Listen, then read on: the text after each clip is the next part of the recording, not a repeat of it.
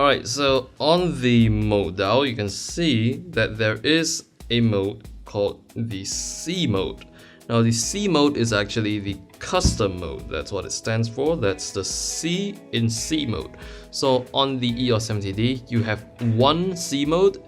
So what is this C custom mode? So the custom mode is actually an entire mode that is customizable. That means it can be any mode. It's a blank mode free for you to configure into it whatever you like. So how do you do so? So C mode could be bulk mode, could be M mode, could be aperture priority mode, and could be any other mode. So let's say I want my C mode to be a second aperture priority mode. So I have an aperture priority now. So this will be sort of my template for now, the aperture priority settings I have right now.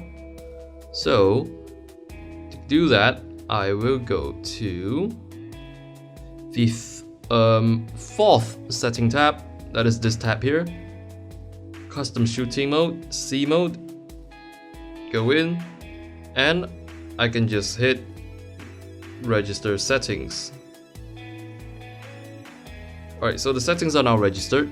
So the C mode settings will be identical to this AV mode setting. So if I just turn to C mode right now, alright.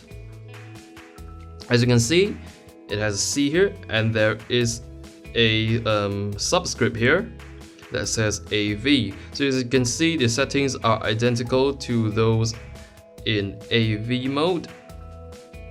So there's this thing here called the auto update settings. So if I disable this, the C mode settings will now be locked to these settings. So I can still change the values, but still, let's say if I change this to F8, it was on F2.8 initially.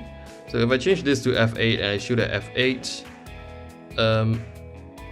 the C mode, although this is just a temporary setting, so the C mode will actually still be at F2.8. So if I change it away to some other mode and go back to C mode, you can see it's back at F2.8. So every single time I go back to C mode, it will be at ISO 4000 F2.8.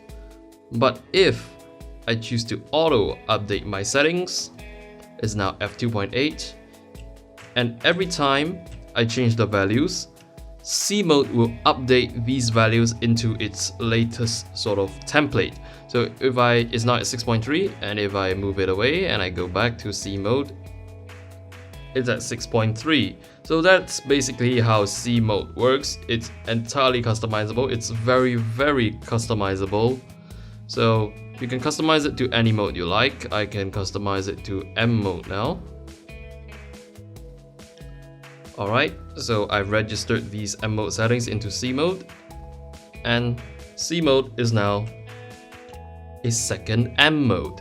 So this custom function mode is actually a great feature. So it's an extra mode for you to customize into anything you like. So it really helps if you need quick access, very quick settings to a specific set of preset settings that you have earlier made, or you need like 2 M modes.